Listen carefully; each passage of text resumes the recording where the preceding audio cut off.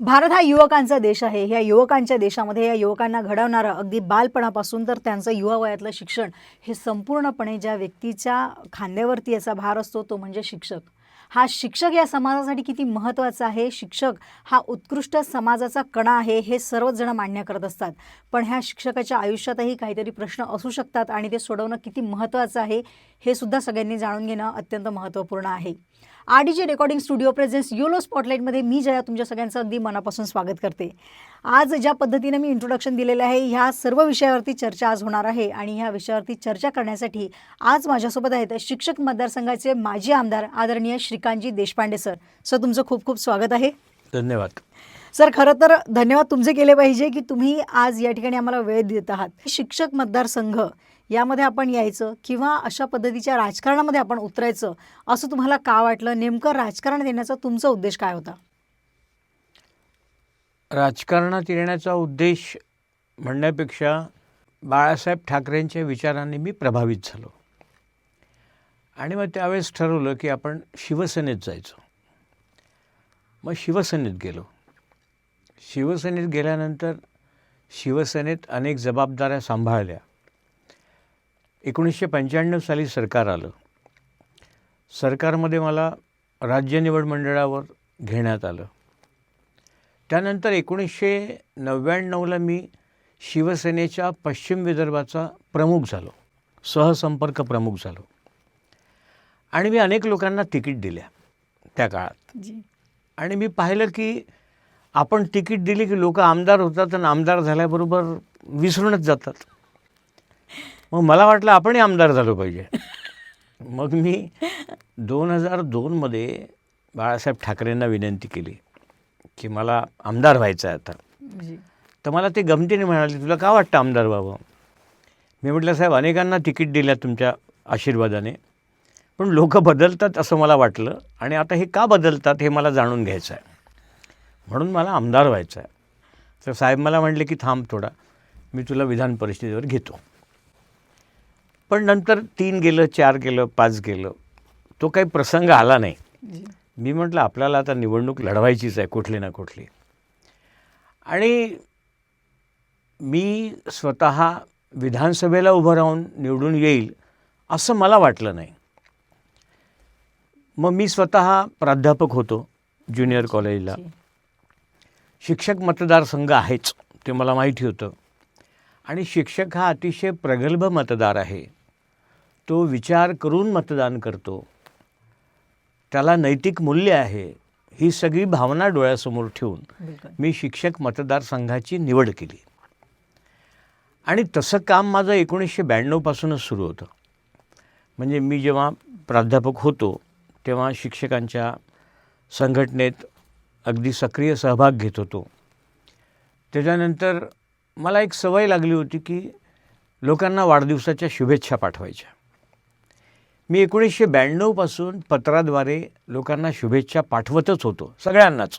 मग त्यात शिक्षकही होते आणि मित्र पण होते. मला वाटते सर ती परंपरा आजतागायत सुरूच आहे, आजपर्यंतही सुरू आहे ती. म्हणजे 92पासून हे सगळं करतो आहे मी. आणि हे सगळं करत असताना मग मी जे काही माझे मित्र होते किंवा ज्यांचे माझे पत्र जात होते त्यांना विचारलं की मी उभं राहू का? त्यांनी मला सांगितलं की नक्कीच राहायला पाहिजे तुम्ही. मी राज्य निवड मंडळावर असताना काही शिक्षक हे टेम्पररी लागले होते स्थानिक स्वराज्य संस्थेत. त्यांची संख्या जवळपास 800 समथिंग होती महाराष्ट्रात लागलेली. आणि अनायसे मी राज्य निवड मंडळावर होतो. त्यामुळे त्यावेळेस ती पदं जेव्हा आमच्याकडे भरायला आली आणि यांच्या नोकऱ्या जाणार असं मला जाणवलं, तेव्हा मुख्यमंत्री मनोहर जोशी असताना ते जे सगळे शिक्षक टेम्पररी लागले होते त्यांना मी निवड मंडळाचे कॅन्डिडेट न पाठवता सगळ्यात पहिले कन्फर्म केलं आणि मग निवड मंडळाचे कॅन्डिडेट पाठवले. म्हणजे अन्याय कोणावरच केला नाही, पण पहिले त्यांना कन्फर्म केलं. हे शिक्षकाच्या बाबतीत माझं पहिलं योगदान होतं. आणि मग मी ठरवलं की आता उभं राहायचं. मग 2008मध्ये मी उभं राहिलो. त्यावेळेस मी शिवसेना प्रमुखांना तिकीट मागितली, पण ते आजारी होते. त्यांनी मला सांगितलं की नाही तू उद्धवजींना भेट. उद्धवजी म्हणले की मी काही कोणाशी आता युती तोडत नाही. मग मी शिवसेनेच्या सगळ्या पदांचा राजीनामा देऊन अपक्ष उभा राहिलो आणि त्यावेळेस मी अवघ्या 1700 मतांनी पडलो. बरं. म्हणजे सेकंडवर राहिलो अपक्ष असून. त्यानंतर मग मी माझं काम सुरूच ठेवलं. 2014मध्ये मग मला अनेकांनी म्हटलं की तिकीट घ्या, पण कोणाचंही तिकीट न घेता 14मध्ये परत उभा राहिलो आणि 14मध्ये मी निवडून आलो. असा माझा आमदार होण्याचा प्रवास आहे. बिलकुल. सर, यातच शिक्षक आघाडीची मला वाटतं तुम्ही स्थापना केली. हां, जेव्हा पक्षाने तिकीट दिलं नाही, मग त्यावेळेस मी माझी स्वतंत्र संघटना शिक्षक आघाडी स्थापन केली. पहिल्या निवडणुकीत मी एक 5-10 संघटनांचा पाठिंबा घेऊन उभा राहिलो, पण नंतर मला जाणवलं की नाही, संघटना असली पाहिजे. म्हणून मी 2011-12मध्ये शिक्षक आघाडी या नावाची संघटना स्थापन केली आणि त्या संघटनेच्या वेगवेगळ्या तालुक्यात बॉडीज तयार केल्या आणि त्या माध्यमातून 2014ला लढलो. बिलकुल. सर, पण म्हणजे तुम्ही जसं आता सांगितलं की तुम्ही दुसऱ्या कुठल्या पक्षाचं तिकीटही घेतलं नाही, हे बाळासाहेबांवरचं तुमचं प्रेम होतं की आजही शिवसेनेसाठी तुमची तीच एकनिष्ठता आहे? मी पहिलेपासून शिवसैनिकच आहे. मी कधीही कुठल्या पक्षात गेलो नाही, पक्ष सोडला नाही. बिलकुल. मी फक्त शिवसेनेच्या पदांचा राजीनामा दिला 2008मध्ये. जी. आणि बाळासाहेबांची तब्येत खराब होती. त्यांना भेटायला गेलो होतो त्यावेळेस मी. त्यांना सांगितलं की मला उद्धवजींनी तिकीट दिली नाही, पण मला उभं राहायची इच्छा आहे. राहा म्हणले मला ते त्यावेळेस, आणि तशी परवानगी घेऊन मी उभा राहिलो. क्या बात आहे. मग 14 बाळासाहेब नंतर गेल्यानंतर मी निवडून आलो याचं मला वाईट वाटतं, कारण मी त्यांच्यासमोर जर निवडून आलो असतो ना, तर त्यांना पण खूप अभिमान वाटला असता. बिलकुल. इतकं प्रेम ते माझ्यावर करायचे. जेव्हा सगळ्या आमदार खासदारांच्या तिकिटा वाटपायच्या असायच्या विदर्भातल्या, तेव्हा मला घेऊन बसायचे की याला का दिली पाहिजे, याला का देऊ नको, तू हे काय करतो आहेस. म्हणजे मला आठवतं की बाळासाहेब ठाकरे, मी, मनोहर जोशी, सुधीर जोशी, दिवाकर रावते एवढे 4-5 लोक बसूनच पश्चिम विदर्भाच्या तिकीट वाटप करत होतो. इतक्या साहेबांच्या जवळ होतो मी. क्या बात आहे. सर, पण ज्यावेळेला तुम्ही शिक्षक मतदारसंघामध्ये उभे राहिले त्यावेळची प्रश्न आणि आत्ता अजूनपर्यंतही इतक्या वर्षात शिक्षकांना अनेक प्रश्नांना सामोरे जावं लागतं. त्यासोबतच शिक्षकांवरती अनेक जबाबदारी असतात.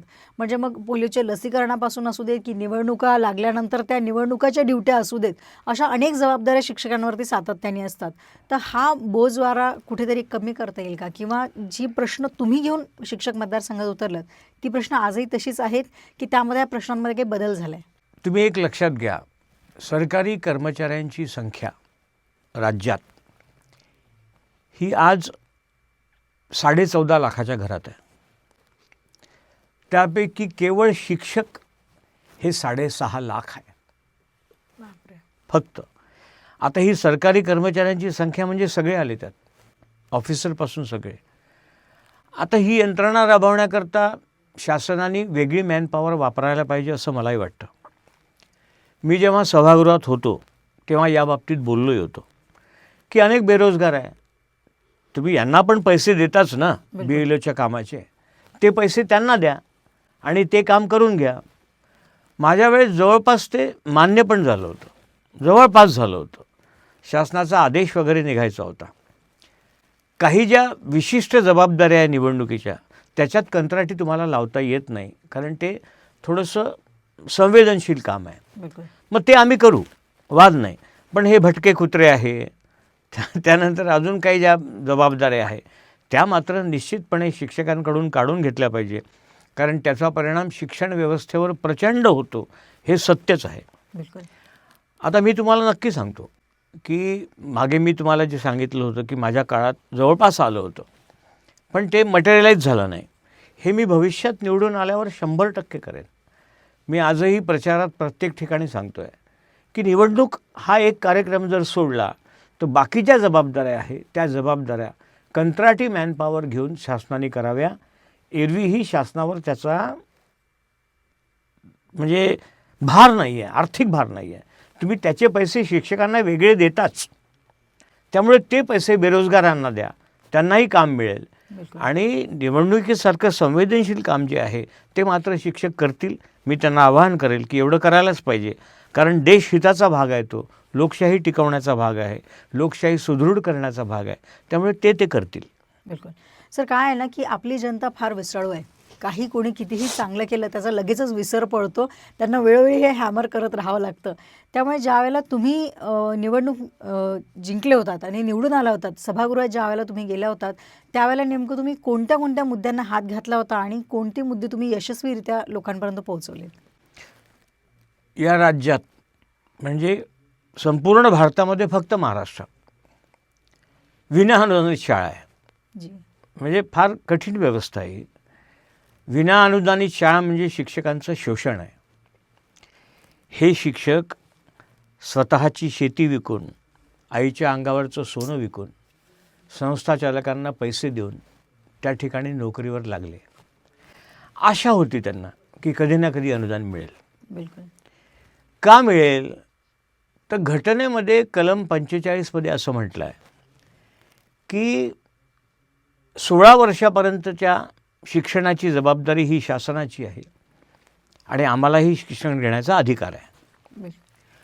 मग ते पोरगं टाटाचं असो, बिर्लाचं असो का शिवसेना झोपडपट्टीतलं असो, कोणाचंही असो, त्याला मोफत शिक्षण देणं सरकारची जबाबदारी आहे. मग या आशेवर विनाअनुदानित शाळा काढताच येत नाही. तुम्ही काढल्या का? तर तुमच्याजवळ पैसे नव्हते म्हणून तुम्ही विनाअनुदानित दिल्या. शिक्षक त्यांचं पूर्ण क्वालिफिकेशन पूर्ण करून त्या विनाअनुदानित शाळेवर लागले. कधी ना कधी अनुदान मिळेल अशी त्यांना आशा होती. पण नंतर 2008 मध्ये म्हणजे प्रचंड आंदोलनं करून 2008 मध्ये कायम विनाअनुदानित शब्द हा काढण्यात आला. कायम.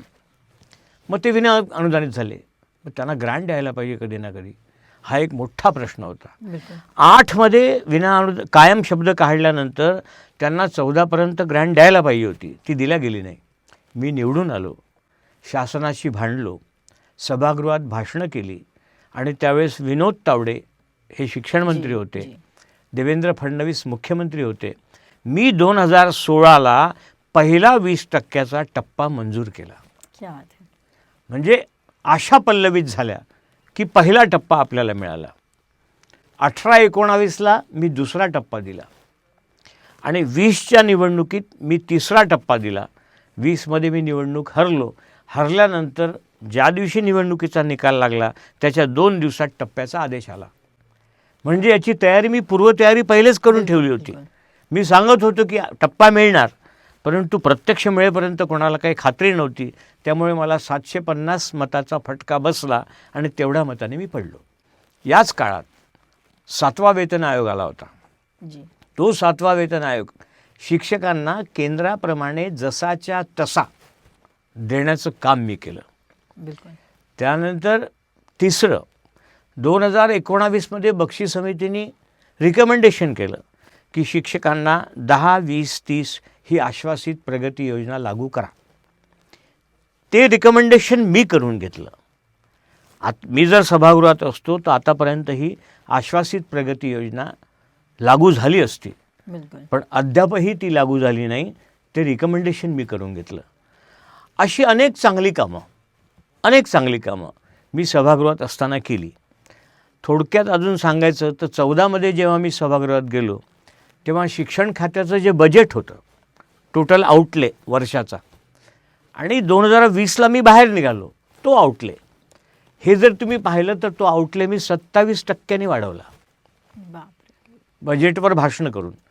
मी प्रत्येक बजेट जेव्हा होतं तेव्हा सभागृहात शिक्षण खात्याला कसे पैसे कमी पडतात, का कमी पडतात, कुठे कमी पडतात, का लागले पाहिजे, तुम्ही शिक्षण खात्याचा पैसा का सरेंडर करता, या विषयावर प्रत्येक वेळेस मी बोललो आणि 27% बजेट मी वाढवलं.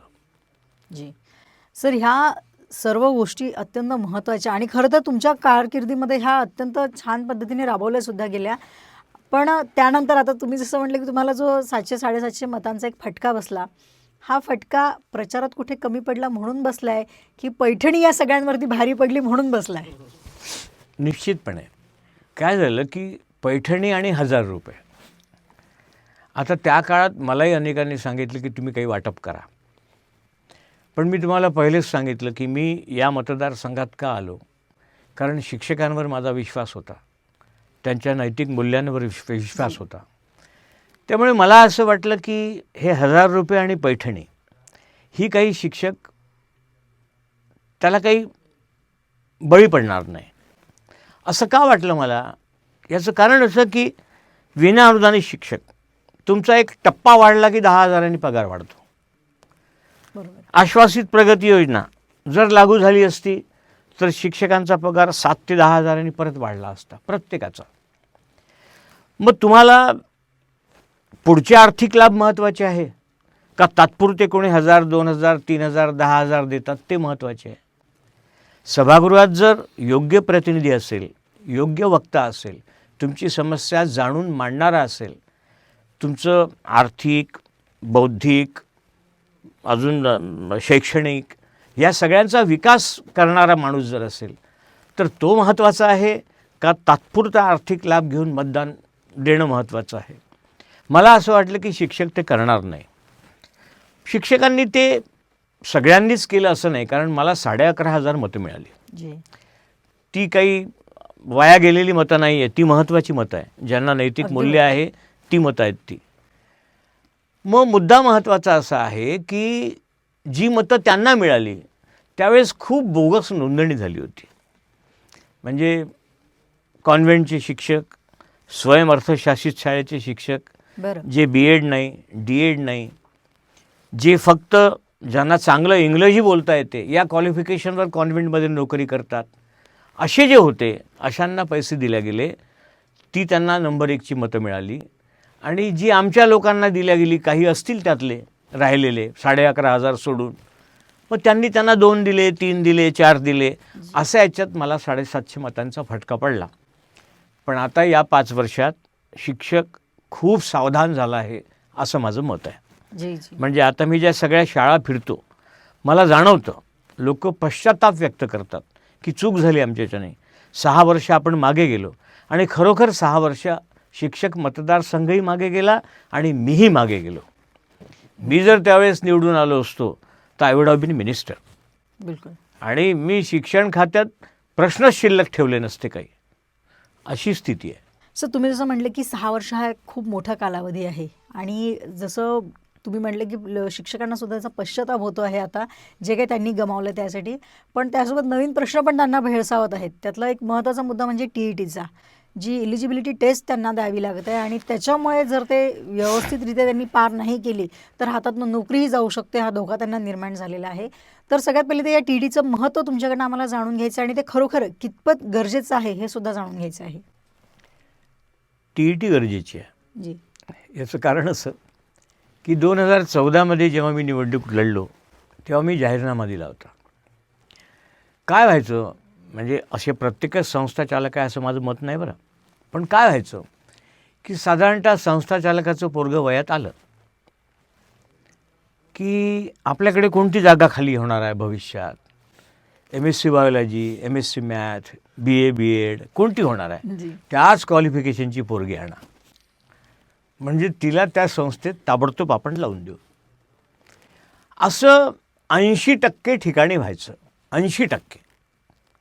म्हणजे पहा, सगळ्यात महत्त्वाचा मुद्दा असा आहे की महाराष्ट्राची जी शिक्षण पद्धती आहे अशी कुठेच नाही भारतात.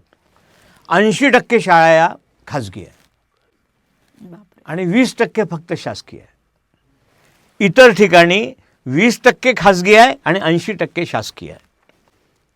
मग महाराष्ट्रात ज्या 80% खाजगी शाळा आहे, या खाजगी व्यवस्थापनाच्या आहे, त्यांना जागा भरण्याचा MEPS ॲक्टप्रमाणे पूर्ण अधिकार आहे. ते भरत होते आणि असेच लोक जवळचे लागत होते. हुशार पोरांना न्याय मिळत नव्हता. त्यामुळे 14च्या जाहीरनाम्यात मी असं म्हटलं होतं की मी शिक्षक भरती आयोग आणेल. मग सभागृहात गेल्यानंतर मी त्या शिक्षक भरती आयोग आणण्याचा प्रयत्न केला. त्यावेळेस तावडे साहेब मंत्री होते. त्यांना ते पटलं. ते म्हणे अगदी बरोबर आहे. मग आपण एक आयोग करण्यापेक्षा त्याला कर्मचारी वगैरे लागतात वगैरे, त्याच्यापेक्षा आपण एक पोर्टल आणू असं त्यांनी व्यक्त केलं मत. आणि ते पोर्टल आणलं गेलं. मग त्या पोर्टलचं नाव ठेवलं त्यांनी पहिले पात्र, म्हणजे private aided teachers recruitment agency. बरं, असं ठेवलं पहिले. मग तावडे साहेबांचे माझे खूपच चांगले संबंध होते, म्हणजे आज अजूनही आहेत सगळ्यांशी. तर मी म्हटलं साहेब नावात आपण थोडा बदल करू. ते म्हणे काय? म्हटलं याला पवित्र करा, आपण पवित्र काम करतोय म्हटलं. ते म्हणे पवित्रचा लॉंग फॉर्म काय? मग म्हटलं घ्या, private aided verified institution teachers recruitment agency. मग त्याला मी पवित्र नाव दिलं, कारण ते खरोखर पवित्र काम होतं. गरिबांची मुलं जी हुशार आहे ती शिक्षक म्हणून यावी, शिक्षण व्यवस्थेत सुधारणा व्हावी आणि चांगली पिढी भविष्यात घडावी म्हणून ते पवित्र पोर्टल आणलं गेलं. तर आपला प्रश्न जो होता त्याला मी फक्त हे लिंक केलं की हे मी केलं. आता हे जी सगळी भरती होत होती पूर्वीपासून, तिथून आपण सुरू झालो होतो की संस्था चालक करत होते. त्यावेळेस कुठे TETची अट होती? मुळीच नव्हती. जाहिरात जी होती ती जाहिरात DED BEd प्रोफेशनल क्वालिफिकेशन असावं अशीच होती. मग त्यांना TET लागू करण्याचा प्रश्नच उद्भवत नाही ना. अहो, तुम्ही एखादा कायदा पूर्वलक्षी प्रभावाने कसा लागू करू शकता लोकशाही व्यवस्थेत? उद्या जर कोणी मला म्हटलं की तुम्हाला 2 पोरं आहे म्हणून तुम्हाला आमदारकीला उभं राहता येणार नाही, कारण आम्ही आता कायदा करतो आहे एका मुलाचा. अहो, मला पहिले सांगायला पाहिजे होतं, नाही का? म्हणजे तुम्ही पूर्वलक्षी प्रभावाने कोणता कायदा कसा करू शकता? मग TET तुम्ही पूर्वलक्षी प्रभावाने कशी लागू करू शकता, हा माझा पहिला प्रश्न आहे. दुसरा, सुप्रीम कोर्टात जी केस होती ती फक्त अल्पसंख्याकांना TET लागू आहे किंवा नाही एवढ्यापुरती मर्यादित होती. पण सन्माननीय सर्वोच्च न्यायालयाने त्यात ही TET आता सर्वांना लागू केली. म्हणजे तो कधीही लागलेला असो, कधीही. मला अनेक लोक प्रश्न विचारतात की शासनाने 2013मध्ये एक GR काढून असं म्हटलं आहे की TET 13 नंतर लागू राहील. दुसरे लोक म्हणतात RTE आपण 1 एप्रिल 2010पासून लागू केला आहे, त्यामुळे त्याच्यानंतर लागू राहील. पण या देशाची सर्वोच्च न्यायव्यवस्था सर्वोच्च न्यायालय असल्यामुळे त्यांनी जे म्हटलं तो आता कायदा आहे. बरोबर. या कुठल्याही परिपत्रकाला, शासन निर्णयाला, अंमलबजावणीला कुठलाही अर्थ नाही. प्रत्येकाला TET आता लागू आहे आणि ही भयंकर बाब आहे. भयंकर, खूप खूप कठीण आहे. त्याचा निकाल जो आहे तो साधारणतः 5% वरती गेलेला मला माहीत नाही अजूनपर्यंत. बरोबर. 3%, 4%, 5% असा निकाल आहे. मला वाटतं एका परीक्षेत काहीतरी 8-9% गेला होता. पण असा त्याचा रेशिओ आहे. इतकी ती परीक्षा कठीण आहे. बरं, ती कठीण आहे म्हणून घाबरायचं कारण नाही. आम्ही शिक्षक आहे, आम्ही देऊ पण ती. माझं म्हणणं आहे की तुम्ही पूर्वलक्षी प्रभावाने लागू कशी करता, हा मूळ विषय आहे ना. तुम्ही याच्यापुढे TET लागू करा ना, ती लागूच आहे आता. आता पवित्र पोर्टलमध्ये तेच लोक येतात जे TET पास आहे. बरं. त्यामुळे आता मागच्या लोकांना TET लागू करण्याचा प्रश्न उद्भवत नाही. याच्यासाठी मी खूप अभ्यास केला, प्रचंड अभ्यास केला की हे कसं सगळं शक्य आहे, कसं होईल हे सगळं. आता काय वय राहिलं परीक्षा द्यायचं? पोरं म्हणतात बाबा तुम्ही पेपरला चालले का, पास व्हाल का? काय सांगावं त्या पोराला, पास होणार का नापास होणार? आणि निकाल आल्यावर पोराला सांगणार नापास होणार? कोणत्या आदर्श त्याच्या पुढे ठेवणार तुम्ही की वास हो रे, त्याला कोणत्या तोंडाने सांगणार? मग अशी शिक्षकांची अवस्था शासनाने जी निर्माण केली, याला आता एक 2-3 उपाय आहे फक्त. पहिला उपाय असा आहे की केंद्र शासनाने कायदा करावा, मग सुप्रीम कोर्टाचा निर्णय लागू होत नाही. त्याच्यासाठी मी धर्मेंद्र प्रधान जे मानव संसाधन मंत्री आहेत त्यांना भेटून आलो. त्यांना मी सांगितलं की साहेब आता कायदा केला पाहिजे तुम्ही, किमान की बा आता याच्यापुढे जे येते ते TET होल्डर येणारच आहे, पण पूर्वी ज्यांना TET लागू नाही असा कायदा भारत सरकारने करावा. त्या दृष्टीने ते पण सकारात्मक आहे. ते मला बोलले की हाँ देशपांडे जी, हम उस बारे में सोच रहे हैं, हम पे भी बहुत सारा प्रेशर है, हम वो करेंगे. हा एक उपाय आहे. दुसरा, सुप्रीम कोर्टाने 2 वर्षाची मुदत दिली आहे. या 2 वर्षात शासनाने TETची परीक्षा 6 वेळा घ्यावी, म्हणजे शिक्षकांना संधी मिळेल. बरोबर ना? CTET होतेच, म्हणजे शिक्षकांना 7-8 वेळा संधी मिळेल. हे सगळं झालं तर. आणि शिक्षकांनाही मी आवाहन केलं की घाबरू नका हो, दिलीच पाहिजे आपण. आता तिसरा मुद्दा माझा असा आहे की जे शासकीय सेवेत आहे त्यांच्या सगळी वेगळी TET घ्या. तुम्ही डिपार्टमेंटल एक्झाम घेता की नाही प्रमोशनसाठी? घेतातच ना सगळ्या डिपार्टमेंटला. मग वेगळं काय करताय तुम्ही? त्यांच्यासाठी वेगळी TET घ्या. त्यांना सोपे प्रश्न विचारा. कोंबडीला पाय किती? 1, 2, 3, 4. पर्याय निवडा. आता करायचंच आहे, कायद्यात बसवायचंच आहे, ते हे करा. आणि हेही नसेल जमत तुम्हाला तर एक शेवटचा उपाय असा आहे की या देशात 1963-64ला बडकस कमिशन आलं होतं. त्या बडकस कमिशननी एक रिकमेंडेशन दिलं होतं. त्यावेळेस प्राथमिक शिक्षकांची पात्रता ही 4थी आणि 7वी पास होती आणि यांनी किमान मॅट्रिक आणि D.Ed असावं असं त्यावेळेस बडकस समितीने शिफारस दिली आणि ही शिफारस त्यावेळेच्या 3ऱ्या वेतन आयोगाने मान्य केली. त्यामुळे मग आता हे जे प्राथमिक शिक्षक आहे जे मॅट्रिक आणि D.Ed नाही त्यांना 3रा वेतन आयोग लागू करायचा असेल तर त्यांनी मॅट्रिक आणि D.Ed केलंच पाहिजे असं होतं. मग त्यावेळेस काही मुदत दिली होती त्यांना की तुम्ही मॅट्रिक पास करा. ज्यांनी मॅट्रिक पास केलं त्यांना शासकीय खर्चाने D.Ed करण्यात आलं आणि त्यांना संरक्षण देण्यात आलं. पण काही बहाद्दर असे होते जे तेव्हा मॅट्रिक पास होऊ शकलेच नाही. मग त्यांच्यासाठी काय करणार? मग त्यांच्यासाठी सभागृहात त्यावेळेस की यांचा दीर्घ सेवेचा अनुभव पाहता यांना मानव मॅट्रिक घोषित केलं होतं आणि संरक्षण दिलं होतं.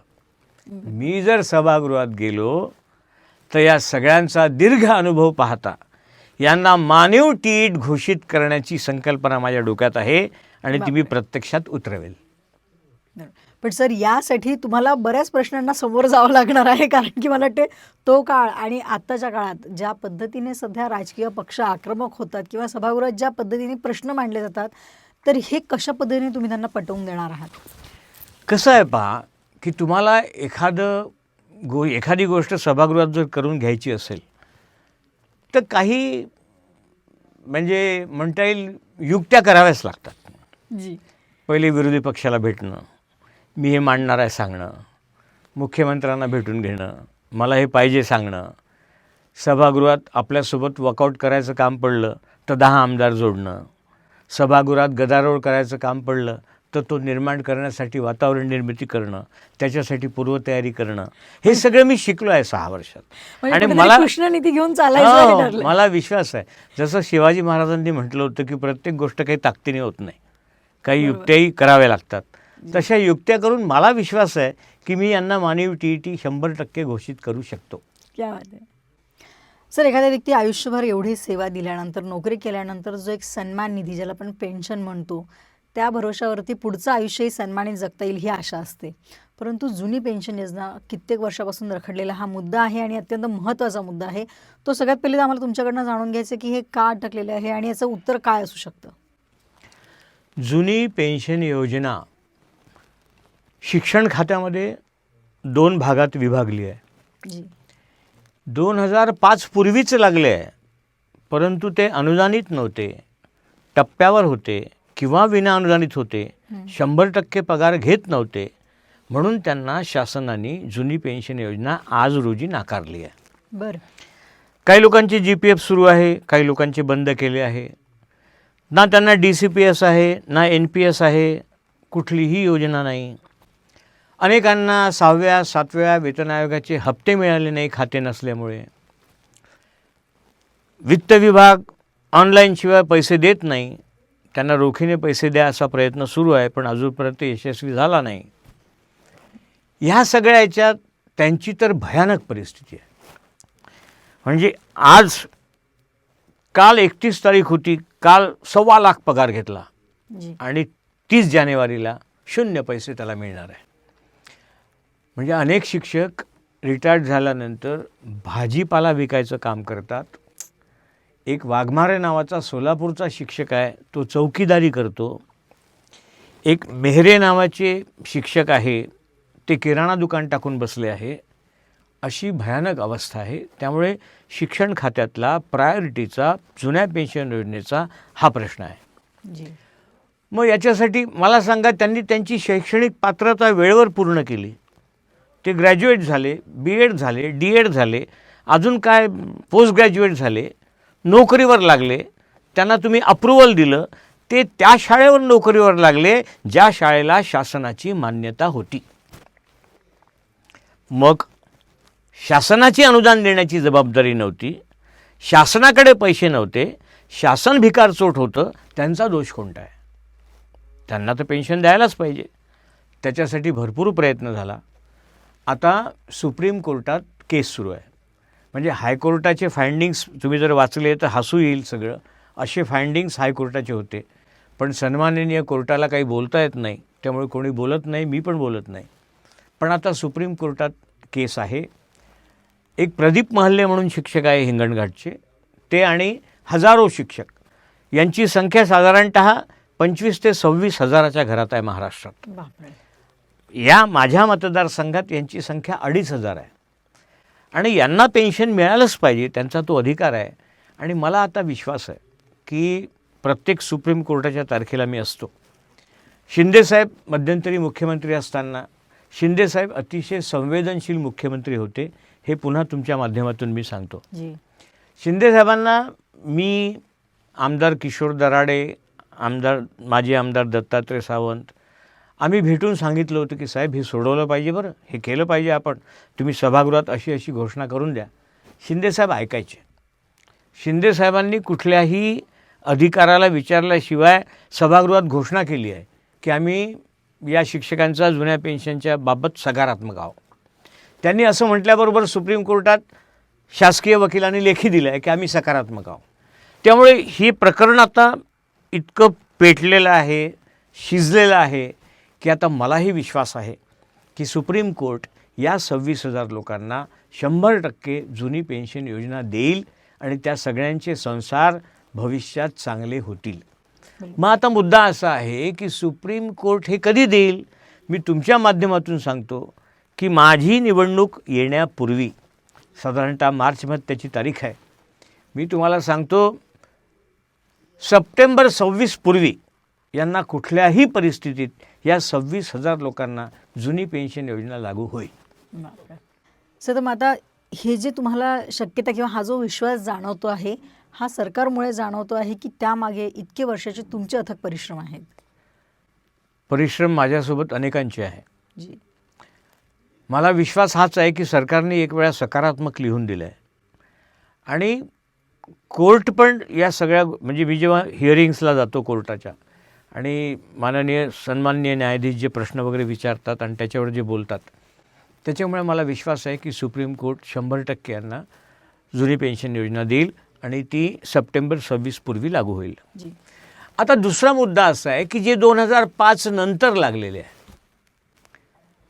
त्यांना जुनी पेन्शन योजना जवळपास 90% मिळाली आहे, जवळपास. आणि ती जुनी पेन्शन योजना समिती वगैरे जी आहे त्यांचं ते यश आहे. म्हणजे यांना GPF आहे, यांना NPS आहे, यांना कुटुंब निवृत्ती वेतन योजना आहे, यांना पण आहे, यांना उपदान आहे, यांना पण आहे, यांना रुग्णतः निवृत्ती आहे, यांना पण आहे. यांना GPFमधून पैसे काढता येतात, यांना पण काढता येतात.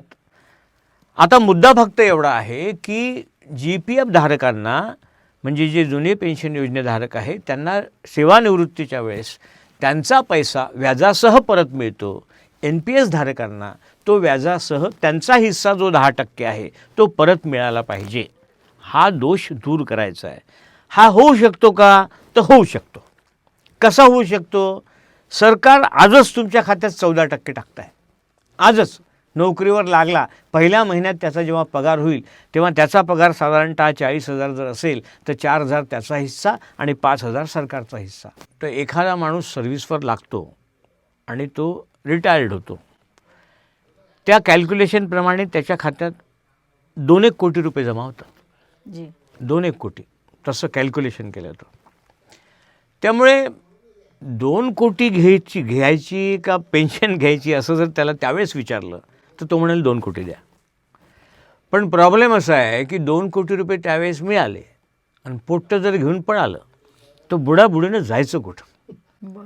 म्हणून आम्हाला जुनी पेन्शन योजना पाहिजे, प्रत्येकाला पाहिजे. मग आता ती देता येऊ शकते का? तर देता येऊ शकते. कशी देता येऊ शकते? आता तसं माझं असं मत आहे की 2005 नंतर जे लोक लागले आहे त्यांना जुनी पेन्शन योजना जवळपास लागू आहे. हे होऊ शकतं का? तर हे होऊ शकतं. कसं होऊ शकतं? साधारणतः पहिल्या महिन्यात लागल्यानंतर तुमचा जो पगार होतो त्याचा 10% तुमचा हिस्सा कटतो आणि 14% सरकार देतं. माझं असं मत आहे की 14% जे सरकार देतं ती 14% रक्कम त्याच्या सेवानिवृत्तीच्या 30 वर्षानंतरच्या पहिल्या महिन्यापर्यंत फिक्स टाकली तर त्याची त्यावेळेसची जी काही सेवानिवृत्तीची रक्कम असेल तेवढीच ती भरते. थोडाफार फरक असेल मग तेवढा शासनाने स्वीकारायला पाहिजे. ज्या शासनाचं आजचं बजेट 7.5 लाख कोटीचं आहे त्या शासनाचं 30 वर्षानंतरचं बजेट हे 50 लाख कोटीचं असेल आणि मग 50 लाख कोटीमध्ये या जुनी पेन्शन योजना देण्याकरता जो काही 1000-2000 कोटीचा खर्च लागणार आहे तो शासनाने केलाच पाहिजे. त्यामुळे जुनी पेन्शन योजना ही सरकारच्या हिश्श्यावरच देता येऊ शकते असं माझं मत आहे. सर, पण तुम्ही बोललात की जसं शिंदे सरकार असेल हे या बाबतीत सकारात्मक आहेत, ह्या गोष्टी तुम्ही त्यांना पटवून सुद्धा दिल्यात, पण हे तुम्ही म्हणता की हे सप्टेंबरपर्यंत हे लागू व्हायला पाहिजे. असं जर झालं सर तर तुमच्या निवडणुकीसाठी काय मुद्दे तुमच्याकडे उरणार आहेत मग? नाही, तुम्ही गल्लत करताय. मी असं सप्टेंबरपर्यंत हे लागू व्हावं असं म्हटलंच नाही. मी म्हटलं की शिक्षण विभागात जे 26,000 लोक 2005 पूर्वी लागलेले आहे, ज्यांना GPF NPS काहीही नाही, जे पगार रिटायर्ड झाल्यानंतर दुसऱ्या महिन्यात पैशापासून वंचित आहे, त्यांना मी सप्टेंबर 26पर्यंत जुनी पेन्शन योजना माननीय सुप्रीम कोर्टाच्या निर्णयानुसार लागू करून देईन असं म्हटलं.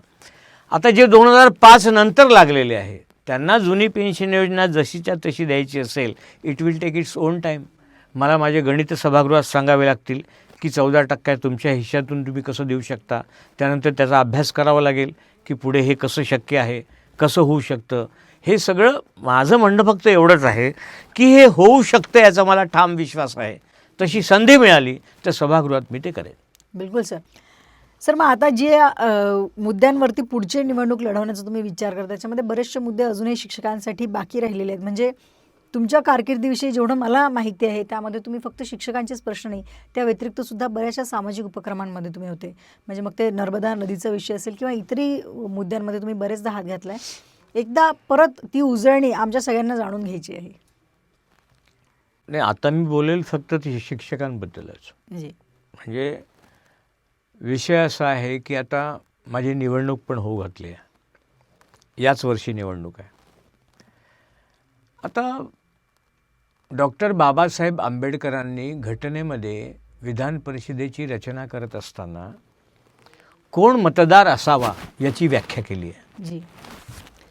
उमेदवार कोण असावा याची नाही केली. मग तुम्ही असं म्हणाल का ते विसरले म्हणून? त्यांना असं वाटलं की आपण शिक्षक मतदार ठेवला आहे, तो बुद्धिजीवी आहे, तो चांगलाच उमेदवार निवडून देईल म्हणून त्यांनी उमेदवाराची व्याख्या केली नाही. त्याचा अर्थ आम्ही असा घेतला की इथे मग बिल्डर उभा राहू शकतो, कॉन्ट्रॅक्टर उभा राहू शकतो, वकील उभा राहू शकतो, संस्थाचालक उभा राहू शकतो. म्हणजे आमची अक्कलच शेण खायला गेली. बरं, त्यांना असंही माहीत नव्हतं की आम्ही कॉन्व्हेंट काढणार आहोत किंवा आम्ही सेल्फ फायनान्स शाळा काढणार आहोत. मग आता होऊन काय राहिलं की आता कॉन्व्हेंट आणि सेल्फ फायनान्स स्कूल जे आहे त्याचे शिक्षक मतदार होत आहेत. मागच्या वेळेस म्हणजे तुम्हाला सांगितलं की नाही की बोगस मतदार झाले. त्यात कसं आहे की काही शाळांचे बसचालक, चपराशी, क्लार्क हे पण ते झालेच. पण या कॉन्व्हेंट आणि इंग्रजी शाळावर जे शिक्षक BEd किंवा DEd ही पदवी धारण करत नाही, जे फक्त चांगले इंग्रजी बोलू शकतात हेच त्यांचं क्वालिफिकेशन आहे, असे शिक्षक देखील नोंदवले गेले.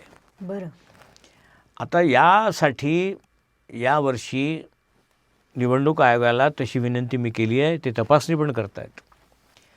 पण जे खरोखर उच्च विद्याविभूषित आहे आणि कॉन्व्हेंटमध्ये काम करतात त्यांना रेम्युनरेशनही चांगलं मिळालं पाहिजे ना.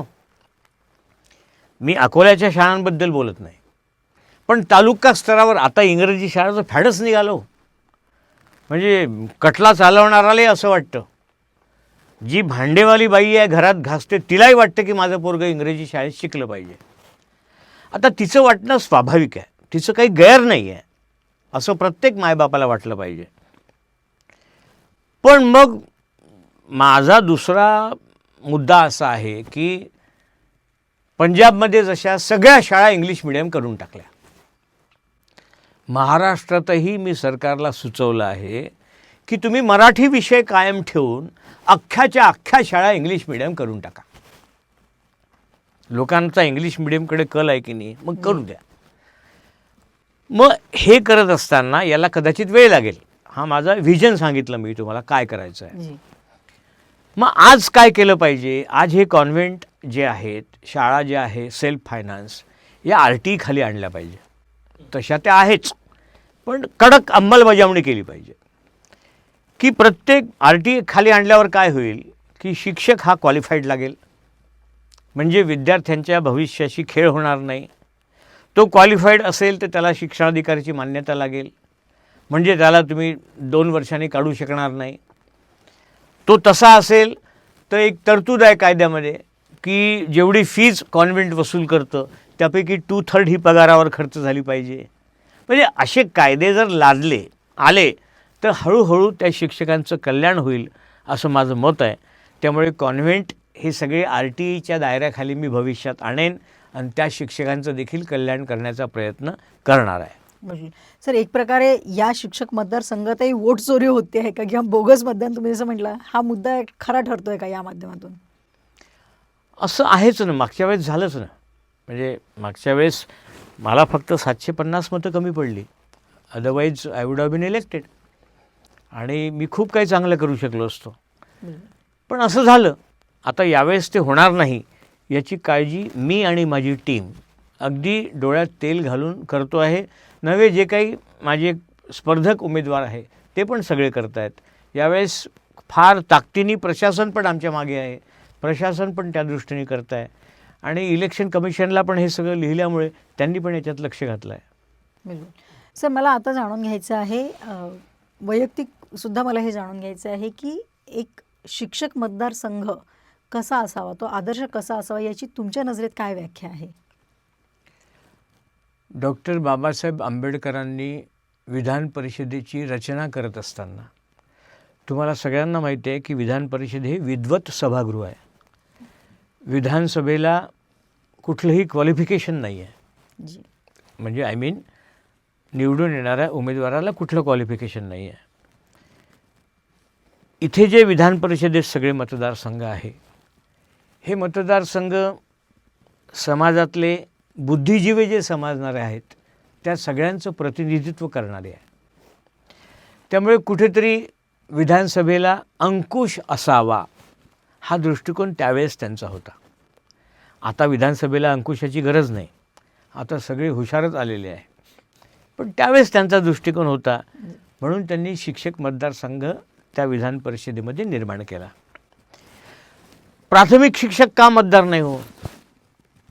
कारण जेव्हा घटना लिहित होते 1947 ते 50 या काळात प्राथमिक शिक्षकाची शैक्षणिक पात्रता ही 4थी पास आणि 7वी पास होती आणि माध्यमिक शिक्षक हा मॅट्रिक पास होता. म्हणून त्यांनी लिहून ठेवलं की माध्यमिक दर्जा असलेल्या शाळेपेक्षा कमी दर्जा असणाऱ्या शाळेतील शिक्षक हे मतदार असणार नाहीत. म्हणजे कोणते असतील? जे माध्यमिक आणि अबोव. आणि म्हणून त्यांनी ती रचना करताना हे सगळं लिहिलं. त्यांना असं वाटत होतं की शिक्षकांचा चांगला प्रतिनिधी सभागृहात येईल, त्याची अभ्यासू भाषणं होतील, तो बजेटवर बोलेल, तो विविध प्रश्नांवर बोलेल. केवळ शिक्षणावरच त्यांनी बोलावं अशी त्यांची अपेक्षा नव्हती. शिक्षणाचा जो प्रतिनिधी येईल तो सार्वभौम असेल, त्याला सगळ्या क्षेत्रातलं ज्ञान असेल आणि तो सभागृहाला नीट भाषण त्या ठिकाणी करून प्रत्येक प्रश्नावर सल्ला देईल अशी त्यावेळेस त्यांची भूमिका होती. म्हणून ही विधान परिषदेची रचना आणि शिक्षक मतदारसंघ त्या ठिकाणी आला. जी सर, आता जी तुमची होणारी निवडणूक आहे, येणारी निवडणूक जी आहे, यामध्ये तुम्ही कोणत्या महत्त्वाच्या मुद्द्यांवरतीही लढणार आहात? हां, हे महत्त्वाचं आहे. मुद्दे मी तुम्हाला सांगितलं की मी जर 20मध्ये निवडून आलो असतो तर यावेळेस मला मुद्दे समोर ठेवायचं कामच नसतं पडलं, सगळेच सॉल्व केले असते मी. काही फारसे मुद्दे नाही आहे आमचे, चिल्लर भरपूर असतील, पण जे ठोक आहे जी म्हणजे आता मी सांगितलं की 19मध्ये मी बक्षी समितीकडून शिफारस करून घेतली की 10-20-30 लागू करा. ती 10-20-30 लागू झाली नाही, ती भविष्यात 10-20-30 लागू केली पाहिजे. ही जर लागू झाली तर सर्वसाधारणपणे प्रत्येक शिक्षकाचा पगार हा 7 ते 10 हजार रुपयांनी वाढतो. शिक्षण सेवक योजना आहे आमच्याकडे आलेली एक. ती तर आता भयंकर मोठी कीड आहे, पण आता ती काढता पण येत नाही अशी स्थिती आहे. 2000मध्ये जस्टिस शहासमोर शिक्षण सेवक योजना लागू करताना सरकारने एक ॲफिडेव्हिट केलं होतं की शासनाची आजची परिस्थिती खराब आहे, त्यामुळे आम्ही ही योजना लागू करतो आहे. शासनाची परिस्थिती सुधारल्यावर आम्ही ही योजना रद्द करू, असं ॲफिडेव्हिट आहे. पण त्याच्यावर पुढे कोणीच ओरडलं नाही. परिस्थिती चांगलं झाल्यावर कोणीच कोर्टापुढे गेलं नाही. आत्ता एक 4-8 दिवसापूर्वी कुठली तरी केस दाखल झाल्याचं कळतं मला, पण आता सरकारने कायदा केला आहे, आता त्याला काहीच उपाय नाही. आमची मानसिकता अशी आहे पहा की लोड शेडिंग होतं आमच्याकडे. लोड शेडिंग आम्ही ॲक्सेप्ट करून घेतलं, सगळ्यांनी ॲक्सेप्टच केलं होतं. म्हणजे आम्हाला वीज 24 तास मिळाली पाहिजे हे आम्ही विसरून गेलो. मग एखाद्या वेळेस अचानक लाईन गेली की आम्ही त्या वितरण कंपनीच्या कार्यालयात विचारायला जायचो की लोड शेडिंगचा कार्यक्रम बदलला का. म्हणजे ही आमची भावना, आम्ही ॲक्सेप्ट केलं. तसं शिक्षण सेवकही आम्ही ॲक्सेप्ट केलं. आता शिक्षण सेवक झालं, तलाठी सेवक झालं, ग्रामसेवक झालं, ऊर्जा सेवक झालं, आता सगळे सेवक आले. हा अन्यायच आहे, मोठा अन्याय आहे. तो एवढा क्वालिफाईड होऊन आला आहे, TET पास होऊन आला आहे, सगळंच करून आला आहे, आणि त्याला तुम्ही 3 वर्ष सेवक देतात. मग आता हे रद्द होऊ शकतं का? तर आज हे रद्द होऊ शकत नाही असं माझं मत आहे. पण काय करता येऊ शकतं याच्यात? तर याच्यासाठी मला भविष्यात असं करायचं आहे की शिक्षण सेवक लागल्यानंतर त्याचे जेव्हा 3 वर्ष शिक्षण सेवकाचे पूर्ण होतील तेव्हा 4थ्या वर्षी त्याचं पे फिक्सेशन करताना त्याच्या 3 वर्षाच्या वेतनवाढी काल्पनिक स्वरूपात त्याला देऊन 4थ्या वर्षी त्याचं पे फिक्सेशन करू, म्हणजे त्याचं आर्थिक नुकसान भविष्यात होणार नाही. बरोबर. असं करायचा माझा मानस आहे. सर, या व्यतिरिक्त अजून काही त्यांना फंड्स द्यायचे आहेत, काही इन्शुरन्स द्यायचे आहेत, किंवा आणखी काय योजना तुमच्या डोक्यात आहेत शिक्षकांसाठी? हां, शिक्षकांसाठी तर त्यांचा विमा असला पाहिजे अशी अनेक स्तरावरून मागणी होती, पण मी त्याच्या विरोधात होतो. मी का विरोधात होतो? तर विमा काढायचं म्हणजे कुठल्या तरी कंपनीला कंत्राट द्यावं लागणार. बरोबर आहे. आणि मी जो अभ्यास केला या 10-15 वर्षातला, शासनाने मॅक्सिमम 702 कोटी एका आर्थिक वर्षात मेडिकल रिएम्बर्समेंट दिलं आहे, मॅक्सिमम. आणि ते शिक्षकांना 90% मिळालं आहे. म्हणजे तुमचं मेडिकल बिल जर 2 लाख झालं तर तुम्हाला ते 1,80,000 सरकारने मंजूर केले आहे. मग माझं असं मत होतं की कुठली कंपनी जेव्हा व्यवसाय करायला उतरते ती फायद्यात असते का तोट्यात असते? फायद्यातच असायला पाहिजे. मग कंपनी काय करेल? आपण जेव्हा कुठल्याही हॉस्पिटलमध्ये जातो, तुमचं 2.5 लाख बिल झालं तर हे बसत नाही, ते बसत नाही, ते बसत नाही, असं करून तुमचं 1.5 लाख, 2.25 लाख बिल मंजूर करतं. आणि त्यावेळेस शिक्षकांना खिशातून 75,000 द्यावे लागतील.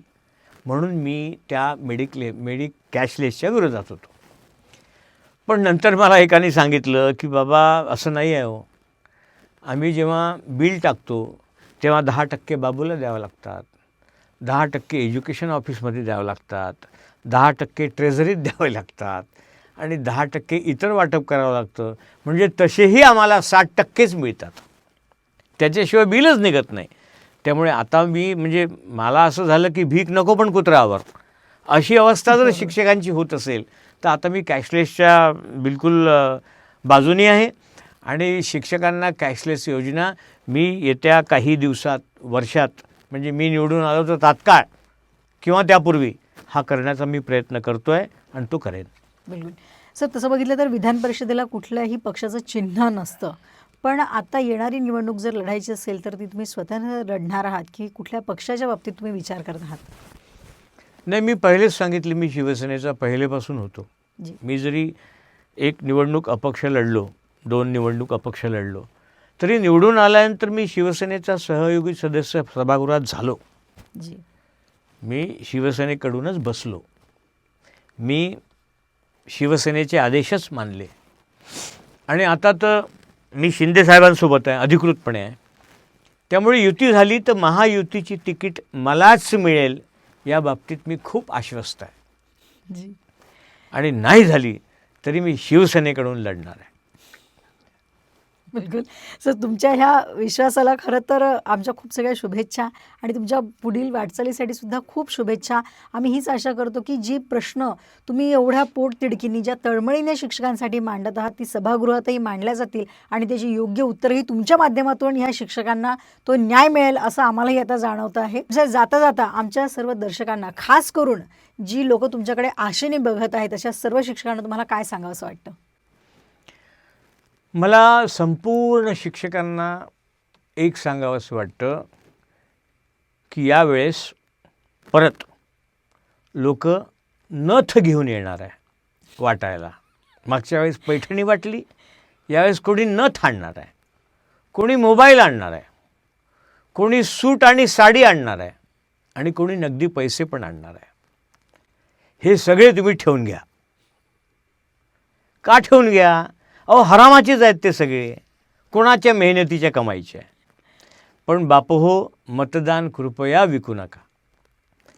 डॉक्टर बाबासाहेब आंबेडकरांनी खंड 4मध्ये असं स्पष्ट लिहून ठेवलं की कन्यादानापेक्षाही श्रेष्ठ मतदान आहे.